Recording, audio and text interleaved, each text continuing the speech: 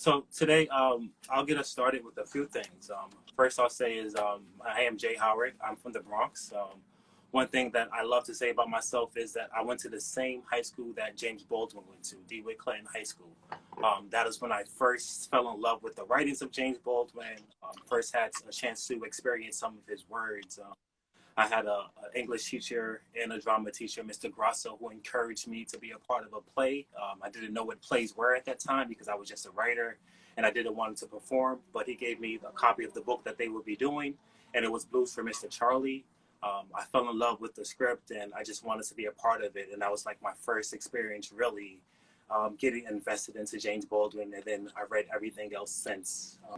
So today I figured I'll get us started with what I'm currently rereading right now. It's The Fire Next Time. So I figured I'll get us started reading a page or two from the original My Dungeon Shook, and I'll be reading from page 8 and 9. And then from there, I'll get into some stuff of my own.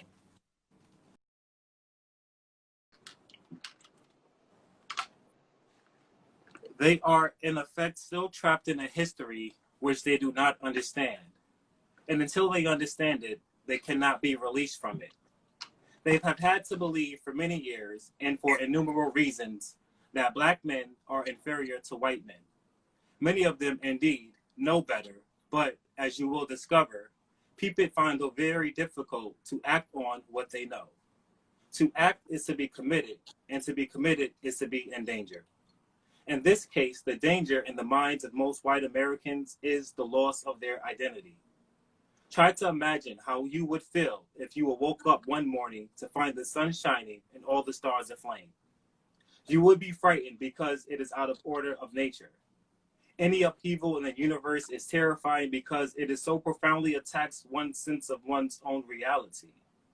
Well, the black man has functioned in the white man's world as a fixed star, as an immovable pillar, and as he moves out of his place, heaven and earth are shaken to their foundations.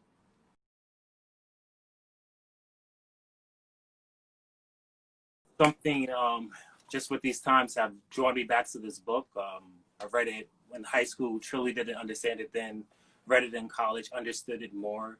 And the more you have experience with life, I think this book means something more to you each time. And the one thing about that book, it is timeless, its words, its effect, and everything about it. I'm rereading it now, and I just wanted to share a part of it with you all. Today, I also wanted to share with you a few other things. One is I've been honored to be a part of this zine collection from Poets for Resistance, Volume 2. A few of those poems, I guess for me, I love writing in short form. Haiku is one of the forms that I do love and enjoy. I love the brevity and the shortness of things that you can say and the fun that you can have within it. I wrote a little series called the Black IT series. It all has to do with technology, being Black, and has a social construct as it plays out. I'll be reading 3 of my haikus, each of them with a title. Technological change. Alexa, press play. Waiting on the world to change. System overload. Sound waves. Black man falls in the street. If he doesn't make a sound, will the world still hear? I have another piece. I'm going to grab it. Yeah, everyone give some love to Javan. You can hit your heart emoji. Feel free to share this feed with your friends. You can hit the paper airplane at the bottom and invite people to log on. But yeah, let's give some love to Javan. The powerful haikus, brother. I love them. I love how you did a t-shirt recently. Like, just like putting poetry on like, you know, people's bodies, just like the combination of words and like bringing it to life. And I do have that t-shirt. It's actually one of my favorite poems. Yeah, this is it. It is called A Black Haiku, and it's just really exhibiting where can I be Black. And the haiku is a Black haiku. Where can I be Black instead of just blackened out? Where can I be me? This shirt, I created it partially because it's a poem that I wrote some years ago. I think I wrote this 6, 7 years ago around same kind of injustices. And I wanted to figure out a way to support some of the communities I've been involved with. So I created this shirt to support the Dyer Cultural Center. It's an organization that I partnered with before. I've done some workshops out of it, and it is located in Harlem. They do a lot with thinking about film and the history of film and putting that to practice. And they recently hosted our Teaching Artists Project training series last year, and it was a home for it. And I just wanted to show them some love.